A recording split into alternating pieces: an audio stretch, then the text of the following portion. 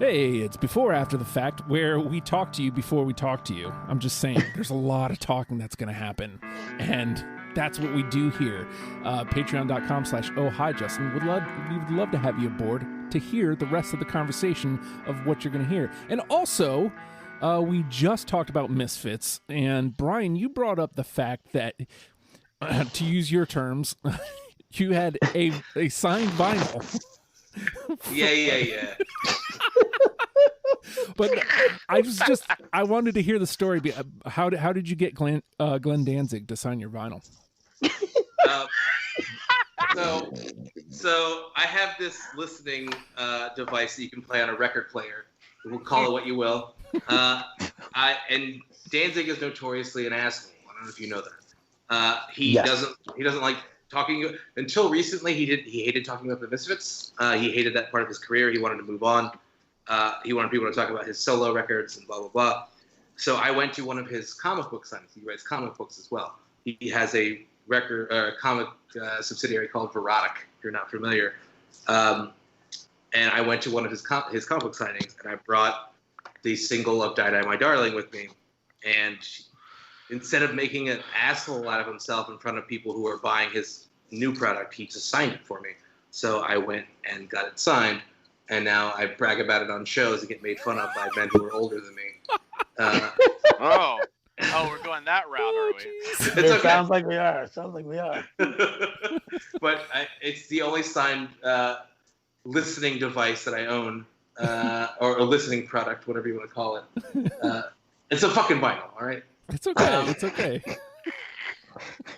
But it's the only signed thing I own. I own a lot of Misfits records, but that's the one thing Danzig had signed. So I like it a lot. I'll never get rid of it as long as I live. So. One of the older gentlemen who was making fun of Bryan was who I know has a ton of signed gear.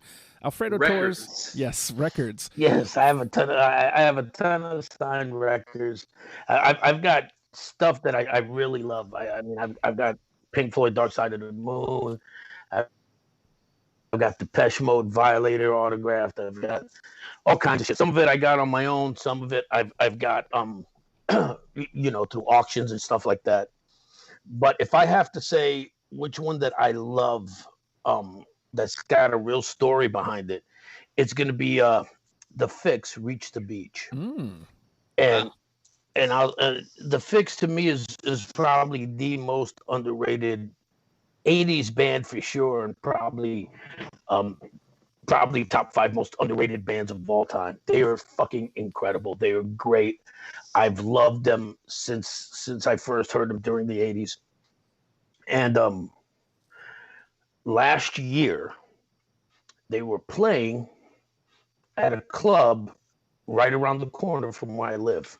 It's a place called the Tin Pan. And it's great. It's a very small, intimate place. It's maybe 200 people. You sit at tables and have dinners. You think of an old jazz kind of place, Gotcha. where you're sitting there maybe having a drink, and then there's a singer right on stage, that kind of stuff. And the Fix were playing, and they were doing whatever it is, the 30th or 40th anniversary of Reach the Beach. So they played the whole album, and miraculously, every member of the band is still the band is still together with all the original members. So, and they love meeting people after the show. So I brought my copy of Reach the Beach, and they did incredible show, especially being that close. I when I tell you, I was probably 3 car lengths away from the stage, and I was sitting at the bar. It was just, the energy was awesome. The whole show was awesome. And then after that, I got to actually meet the band, and they all autographed it, and we talked for a good half hour, and they were just sitting there interacting with about 20 or 30 people that had stayed after to get autographs. Nice. So like I said, I got tons of autograph stuff. But if we're going to talk about autograph albums, that to me is the one that stands out the most. So, John F., every time you come on the show, pretty much immediately after, you send pictures of countless albums of whatever band we were talking about. Yeah, like I've been working on my collection for a long time, and I have a few autographed things. Like I have that first Jets to Brazil record autographed from when I saw them on that first tour. I have a couple, like nothing crazy, but my collection, I think I have like an original Sex Pistols, Nevermind the Bollocks, original Black Flag Damaged, original Germs, the GI LP, like some of that stuff I've really wanted to track down, like the original copy, because you want to get as close to like where the band held it in their hand, Right. Gotcha. But probably the most impressive, I guess, or the most of my collection is the Pearl Jam stuff. Like I do a podcast with my friend Randy called Live on Four Legs, where we talk about a different Pearl Jam live show every week. And like they were my favorite band when I was 13. Like I was kind of at the right age, and they were the one that really got me into collecting records in like 93, 94. So I've been on this kind of quest to own like every single Pearl Jam Pearl Jam record, like on vinyl. Wow. Piece of vinyl, if you will. And That's great. so I started off like I had all the original LPs and like got all the live ones, like all their vault releases, all the fan club singles, all the 7-inch singles. So right now I think I have about 104 unique Pearl Jam records. There's only like I think 1 or 2 that I don't have. So that's probably the thing that I'm most proud of in my collection.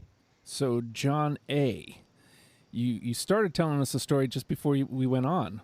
What you got, man? Oh wow! So that just reminded me of a different story. Oh, nice. That Perfect. I guess I'll tell now because you mentioned the Pearl Jam thing. Because Pearl Jam is probably maybe my favorite band that's still together. I go to a lot of Pearl Jam shows, or as many as I can. I did like I think 8 shows on the 2016 tour. Hampton, Virginia being my favorite show of those. Yeah, I think I did 6. Yeah, those are all great. And I didn't know you actually did that show, John, but it's good to know that. Yeah. But yeah, so me and my friend drove from where we live in North Carolina to Philadelphia to see the Temple of the Dog show, the first show of that tour they did. So we had like 2 days to do it. So we drove from here to Philadelphia to see that show. And then afterwards, we were just kind of hanging out in the street, hoping like some of them might come out to like sign something or just, to go to their cars or whatever. Mm-hmm. So we're standing there after the show with a few people. And then Chris Cornell walks out, and he just walks out the side door into the middle of the street of this Philadelphia street, and then signed for everybody that was standing there. And he signed my poster. Wow. And it was really cool. Like, and, like, especially considering what happened to him like a year later, but it was kind of cool to meet Chris Cornell and talk to him for a minute, get him to sign something. And then, Jeff and Matt just kind of came out, went straight to their cars and left. And then Mike McCready and Stone Gossard came out. And by this point, the cops had made us move out of the middle of the street where we were all standing. So we were all standing on the sidewalk just talking. And then Stone and Mike came out, and I'm wearing this Kiss 1975 shirt. And Mike walks over, and he grabs my jacket, and he opens my jacket up, and he like looks at my Kiss shirt, and he's like, oh, that's their best era. And we talked about Kiss for a minute, and then he signed my poster, and then Stone came behind him and signed it, and then they both left. But that was a really, really, really memorable time that I'll never forget that as long as I live. So for me, I'm going to make this quick. I've never been an autograph guy. One time I saw Twisted at the Abyss. I bumped into Violent J in the crowd, said, "What up, homie?" and walked away. There's my story, and I'm sticking to it. If you like this conversation, I guarantee you'll like more of it after the fact is on my Patreon, patreon.com/ohhijustin. You can get it there. You want to hear these same people talking about Misfits? It's available on all podcast platforms on Thursdays. You can listen to Deprogrammed and get into the show and jump onto it. And again, patreon.com/ohhijustin. We appreciate you, and there's really no end to this.